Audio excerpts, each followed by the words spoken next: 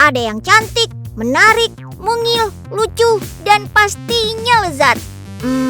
Ada yang tahu apa? Coba tebak. Nah, betul. Si mungil warna-warni makarun. Gak cuma warna-warni, tapi di sini bisa dibentuk sesuai keinginan. Wah, lucu-lucu ya. Oh iya, meski baru belakangan ini populer di Indonesia, ternyata makarun sudah hadir sejak abad ke-16 dan pertama kali dikenalkan oleh Ratu Italia yang bernama Catherine de Medici saat dirinya berkunjung ke Prancis. Oh iya, si kue mungil nan menawan ini ternyata menjadi salah satu kudapan favorit banyak kalangan loh. Warnanya yang menggemaskan, sungguh menarik dan memikat hati. Gak cuma itu aja, ini sih bikin lidah bergoyang meronta-ronta. Pendatang baru di dunia kuliner tanah air ini memang cukup berhasil memikat hati para penikmatnya. Unyil udah gak sabar mau bikinnya. Waduh, Kak Diana fokus banget sih bikin makarunnya. Sini deh, Unyil bantuin. Tapi gak usah deh, khawatir nanti gagal adonannya. Unyil bantu doa aja ya Kak.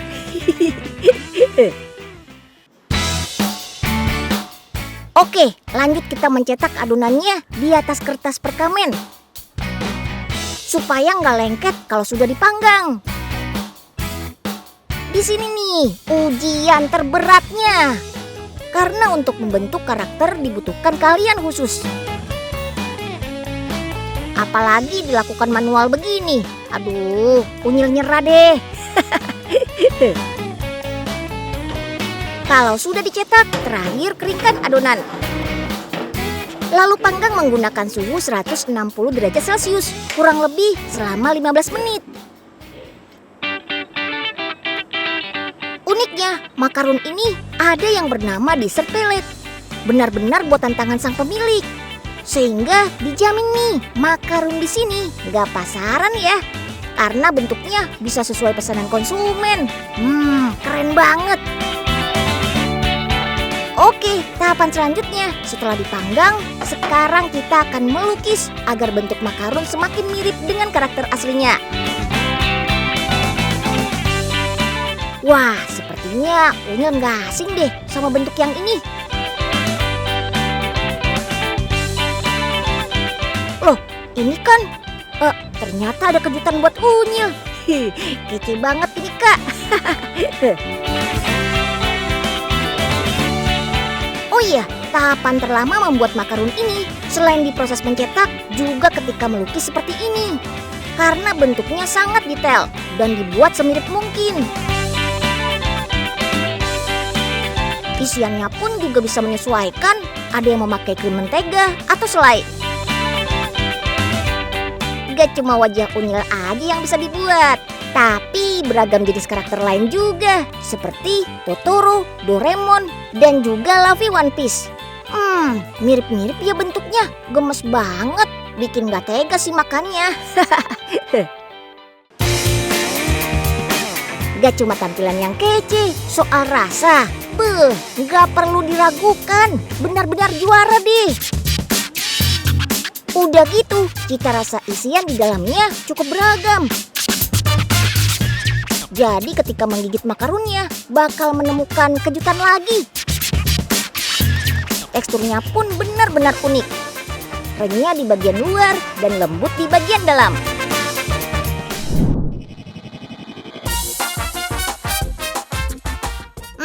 Emang ya kalau lihat yang warna-warni bisa menggugah selera makan kita.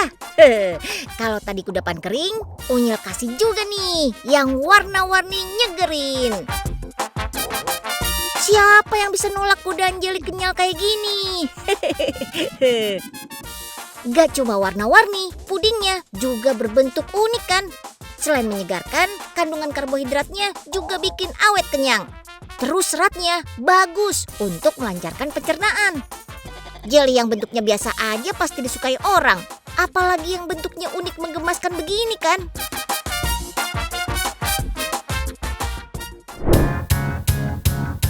Bahan utama jelly itu cuma tepung rumput laut sama gula.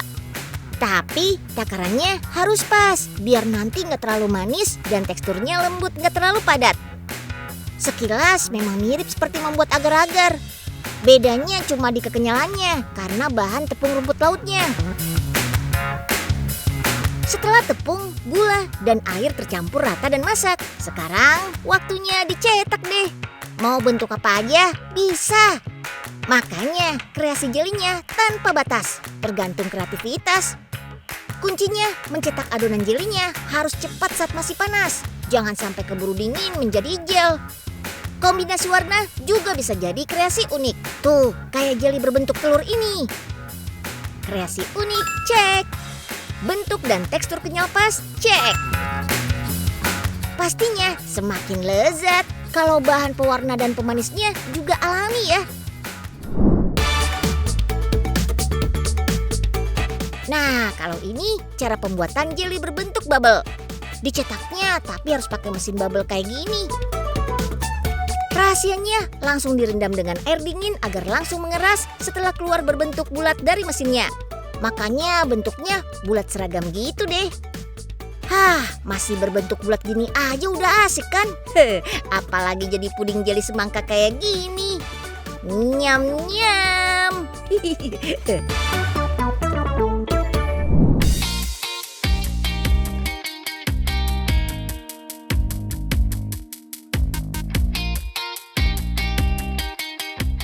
Dodit baru pulang kerja. Pulang-pulang bawa lumpia. Berlibur ke Jogja, jangan lupa borong bapia.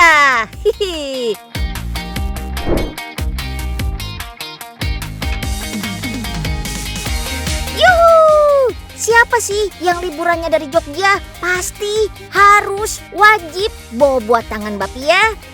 Yap, kue bulat kecil dan manis ini selalu diburu wisatawan. Saat berkunjung ke pasar-pasar atau toko oleh-oleh, kita bisa menemukan bapia dalam kemasan kotak. Atau ada juga loh yang menjual di keranjang kayak gini. Nah, bapia ini harga satuannya 1.000-an. Mau rasa apa aja, harganya sama ya. Paling enak sih, kita diperbolehkan icip-icip dulu sebelum beli. Wah, apalagi paling mantap pas bapianya masih hangat. Beuh.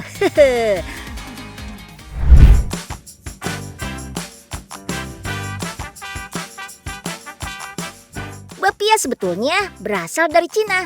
Sebutan aslinya Taulukpia, artinya kue kacang hijau. Bapia mulai menyebar di Yogyakarta nggak lepas dari peran tokoh Tionghoa. Sekitar tahun 1940-an, Kwik Sun Kok yang memperkenalkan bapia. Awalnya, produksi bapia pertama kali ada di Taman Sari, Yogyakarta. Dulu orang-orang mengenalnya bapia Taman Sari. Terus, sampai pada tahun 1948, bapia dari daerah Patuk mulai dikenal. Tahun 80-an, bapia Taman Sari mulai menurun. Sedangkan sentra bapia Patuk berkembang sampai sekarang. Oh iya, kalau teman-teman perhatiin ya, ciri khas bapia itu ada nomor-nomor tertentu. Nomor-nomor itu menandakan apa ya? Berdasarkan info yang Unyil baca, kebanyakan produksi bapia zaman dulu tuh kan masih rumahan. Nah, nomor rumahnya dijadikan merek oleh si pemilik.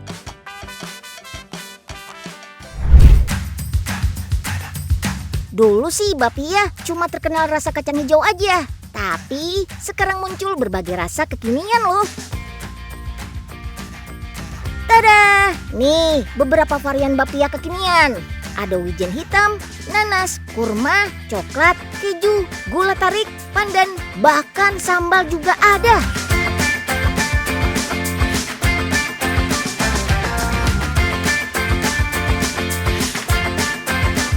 Kalau dulu bapia dibuat manual, bapia kekinian ini dibuat menggunakan mesin canggih. Kebetulan Unyil mau tunjukin rasa terbaru dari bapianya. Sebagian orang sih kurang suka dengan baunya. Tapi kalau dijadiin isian bapia, rasa si raja buah ini, ulala, nendang banget loh. Tuh lihat, isian duriannya lumer, bikin ngiler deh. Pembuatan isiannya benar-benar dari daging durian asli loh. Bahannya dari durian premium super.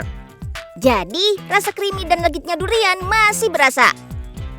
Supaya rasanya pas, dicampurkan bahan lainnya juga ya. Adonan kulit bapianya yang original ya. Tapi pabrik ini juga memproduksi bapia varian pandan juga kok. Tapi isiannya kacang hijau, hanya kulit bapianya aja yang beraroma pandan. Adonan dan isian langsung dimasukkan ke dalam mesin pencetak. Mesin ini bisa sat-set menghasilkan bapia. Tuh, lihat aja, dalam hitungan detik langsung jadi bapianya. Kira-kira dalam 1 menit bisa menghasilkan puluhan bapia. Gak heran, dalam sehari pabrik ini bisa menghasilkan 200 ribuan bapia. Ada 2 jenis bapia yang diproduksi, bapia basah dan bapia kering. Varian durian ini termasuk jenis bapia basah. Karena termasuk jenis basah, makanya harus pakai oven ini. Kalau oven yang berputar otomatis, itu khusus bapia kering. Sebelum masuk oven, bapia kering juga ada penambahan khusus. Yap, disemprot pakai kuning telur dulu ya, biar atasnya kinclong. Hihi. Bapia basah harus dibolak-balikan supaya atas bawahnya matang merata. Ovennya di suhu sekitar 200-an derajat Celcius. Pas udah matang kayak gini nih, waktu yang pas buat belah bapia duriannya. Isiannya masih meleleh. Beuh.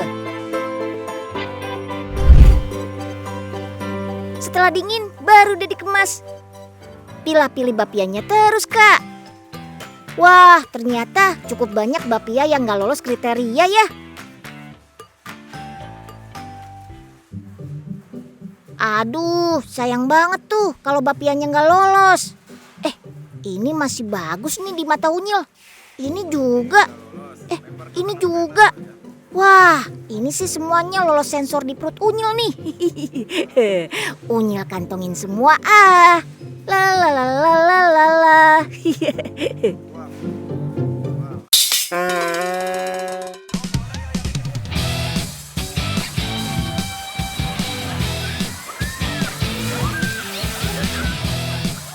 Syur. Yuhuu. Seluncuran spiral ini adalah yang paling tinggi. Naiknya harus menggunakan ban ya. Sensasinya kita dibawa muter-muter, soalnya bentuknya spiral. Semakin berat badan kita, semakin kencang juga meluncurnya. Kalau terlalu ringan, khawatir akan berhenti di tengah seluncuran. Bergeser ke seluncuran hijau, ini sih buat yang berani aja. Tingginya sama seperti seluncuran spiral. Tapi yang ini seluncuran turbo yang lekukannya hampir 90 derajat. Ih, serem.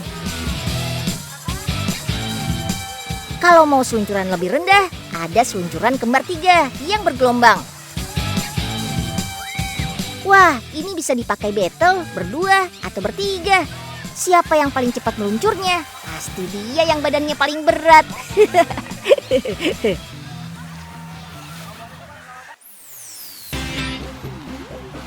Kolam renang ramah keluarga ini berkonsep tropik ala Bali.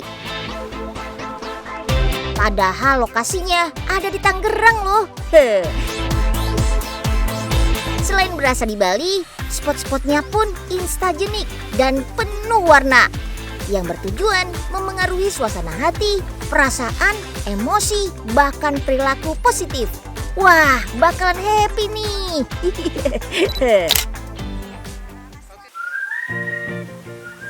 Teman-teman ngerasa gak sih cuaca akhir-akhir ini lagi panas banget? Rasanya tuh kalau ngeliat kolam renang kayak gini, pengennya langsung nyebur aja nih. Ternyata panas ekstrim dirasakan di beberapa wilayah Asia loh. Tapi cuaca panas di Indonesia disebabkan gerak semu matahari. Ini sudah menjadi siklus tahunan. Makanya kita disarankan pakai sunscreen SPF 30 supaya kulit terlindungi dari paparan sinar matahari. Apalagi kalau mau berenang, Wajib banget pakai sunscreen supaya kulit kita nggak gosong. Sebetulnya ada waktu terbaik buat berenang loh. Bisa pagi atau sore. Waktu terbaik pagi sekitar jam 7 sampai 10 karena tidak terlalu panas. Sedangkan sore hari lebih baik jam 5 karena udara dan air kolam cukup hangat. Air kolam hangat suhu idealnya 20 derajat Celcius. Rata-rata di saat sore hari karena sudah kena sinar matahari. Selain kolam renang anak yang dilengkapi dengan guyuran ember tumpah, di sini juga ada kolam untuk balita atau anak-anak di bawah 5 tahun. Melatih anak berenang paling bagus di usia 4-5 tahun. Anak usia segini lebih siap dan bebas bermain air. Apalagi di kolam ini, mereka bisa eksplor seluncuran, main di kolam bola, atau main tembakan air kayak Unyil gini nih.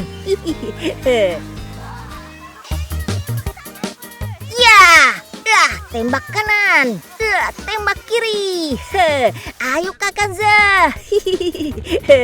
Cuy. Iya, loh kok Unyil betah di kolam balita sih? Aduh. Oke deh, sekarang kita santai dulu di kolam arus. Kebetulan ada ban flamingo yang bisa kita sewa juga loh. Nah, kita tinggal santai aja, duduk di atas ban dan menikmati arus kolam yang tenang, mirip seperti sungai. Main di air memang bikin tubuh lebih adem, seger, dan bikin betah. Tapi berenang juga harus ingat waktu ya, gak boleh terlalu lama supaya tidak kena hipotermia. Waktu yang disarankan maksimal 2 jam aja ya. Area kolam renang gak jauh-jauh dari tempat makan.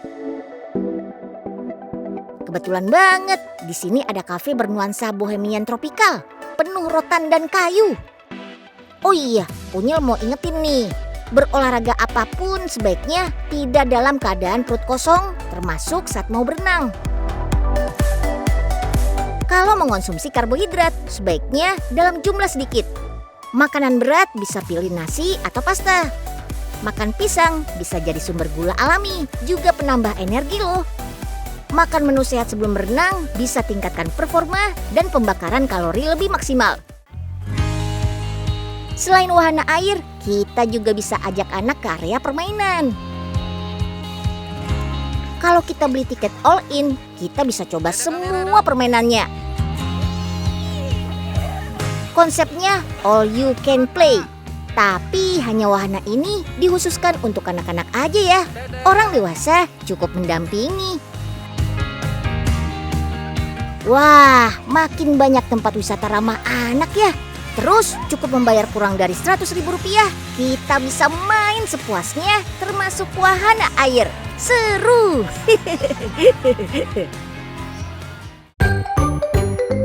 Tuh, Kak, iya.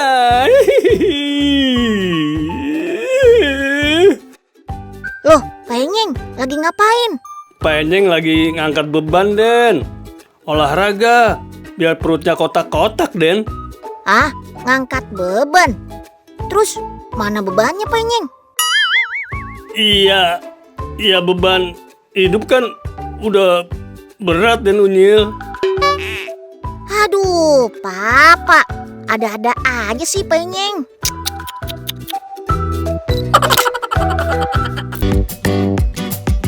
Kalau sudah ngomongin roti, banyak ide-ide kreasi yang sudah dilakukan.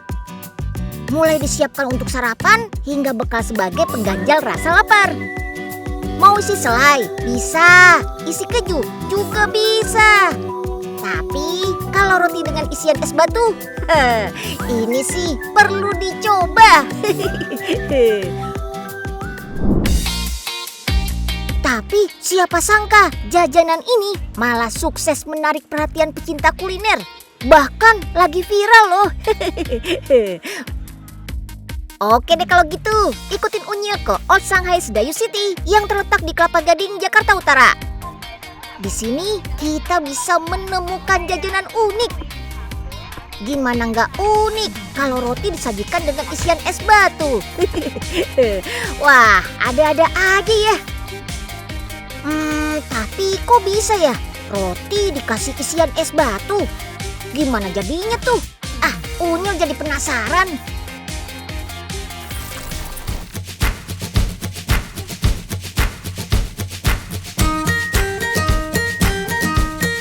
Oh iya, Unyil dapat bocoran nih sob. Kalau jajanan yang diberi nama boloban ini merupakan pastry yang cukup populer loh di Hong Kong. Bahkan tidak jarang yang menyebutnya roti khas Hong Kong. Di negara asalnya, roti ini dikenal dengan sebutan boloban atau juga polo pau.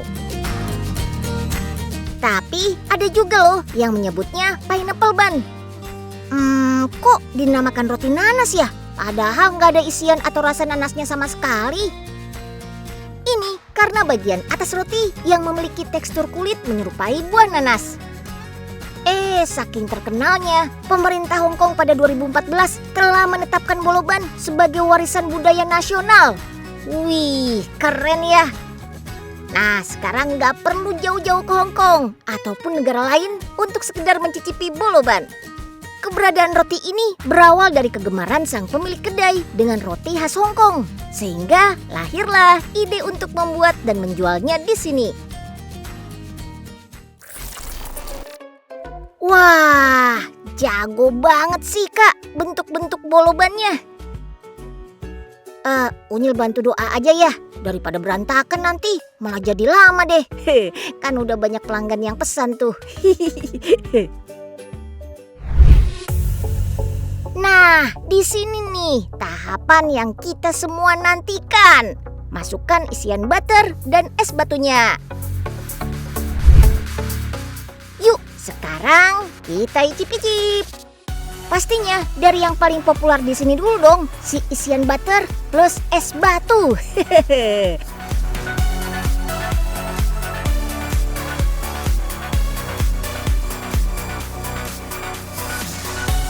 Wih, unik banget rasanya.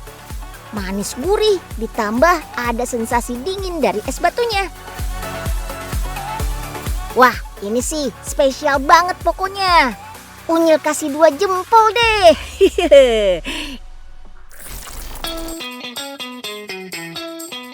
Ternyata nggak cuma boloban isian es batu aja yang lezat di sini. Ada rasa kacang, keju, Nutella, tiramisu, hingga isian es krim juga nggak kalah nikmatnya. Wih, banyak juga ya varian rasanya. Dijamin kalian bakal suka. Bahkan awal mula tercipta boloban ini, isiannya hanya kacang merah aja. Kemudian berkembang dan kini menjadi banyak varian rasa. Boloban yang ada di sini harganya mulai dari 18.000 sampai 30.000 rupiah. Wah, ramah di kantong nih. Kegiatan apa yang paling menyenangkan? Pastinya liburan. Biasanya kita pasti lebih betah berada di tempat wisata yang banyak kegiatan. Serunya dapat dan edukasinya dapat.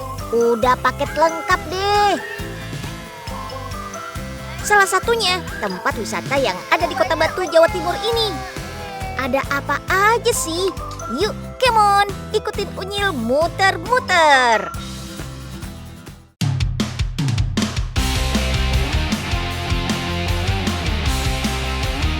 Kali ini kita pakai kendaraan yang bisa dibawa mengelilingi lintasan off-road.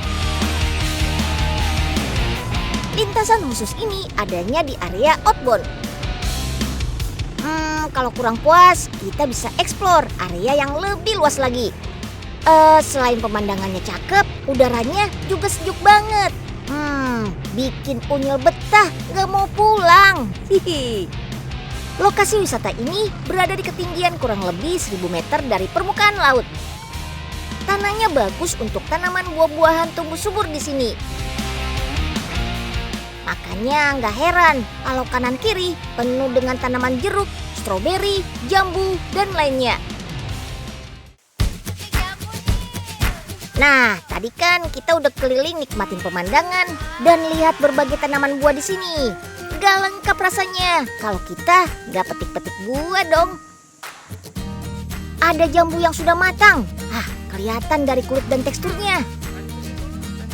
Pilih yang kulitnya sudah berwarna hijau kekuningan. Terus cek juga teksturnya. Petik yang agak lunak ya. Itu tandanya jambu sudah cukup matang. Wah, lumayan nih, bisa dibawa pulang sebagai buah tangan. Tapi bayar dulu sebelum bawa pulang ya.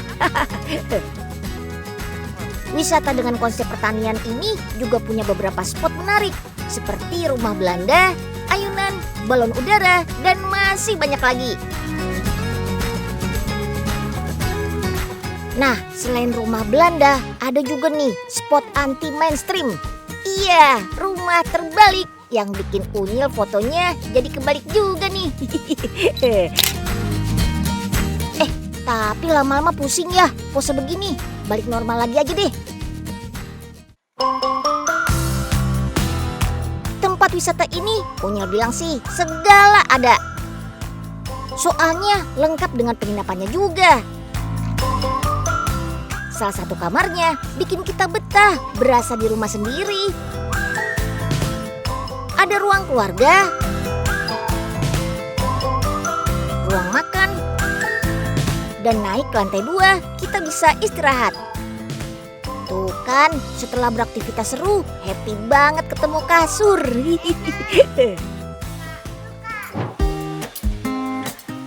Makan siang ini nih, semuanya kelihatan menarik. Bikin lapar di siang hari. Menu ini masakan Nusantara semua loh. Kita juga bisa request mau dihidangkan secara family style atau buffet. Wah, Unyil jadi deg-degan. Kira-kira berhasil nggak ya kakak ini melompat ke ayunan yang satu lagi?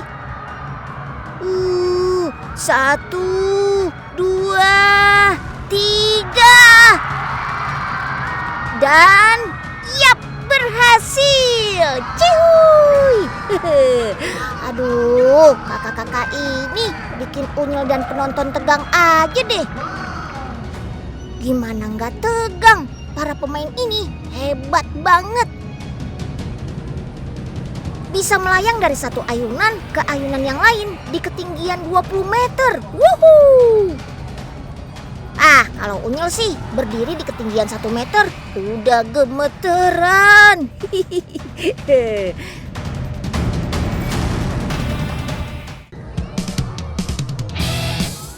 Atraksi menegangkan ini diselenggarakan setahun sekali. Pengunjung terlihat bersemangat nonton aksi-aksi para pemain. Kalau Unyil hitung-hitung, ada ribuan penonton dari lantai dasar sampai lantai 3. Wah, saking penasarannya, penonton rela menunggu 1 jam sebelumnya demi menyaksikan atraksi selama 30 menit. Hiburan akrobatik ini menggunakan ayunan untuk alat utamanya. Sebutan kerennya Flying Trapeze. Semua pemainnya bukan dari Indonesia ya, tapi dari luar negeri.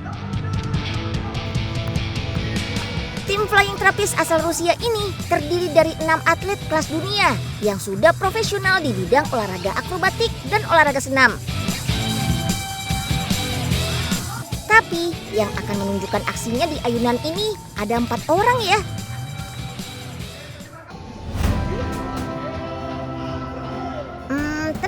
Tenang. Semua perlengkapan sudah dipastikan aman. Pemain juga sering latihan khusus demi keselamatannya. Permainan akrobatik ini pertama kali ditemukan oleh Jules Léotard asal Prancis pada tahun 1859. Oh iya, jangan kelewatan nonton sampai akhir ya.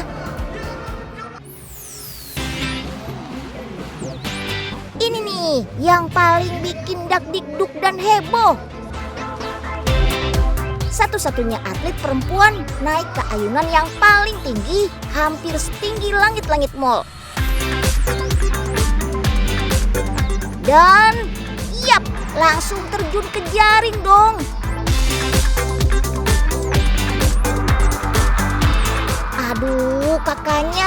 bikin semua penonton di sini deg-degan aja deh.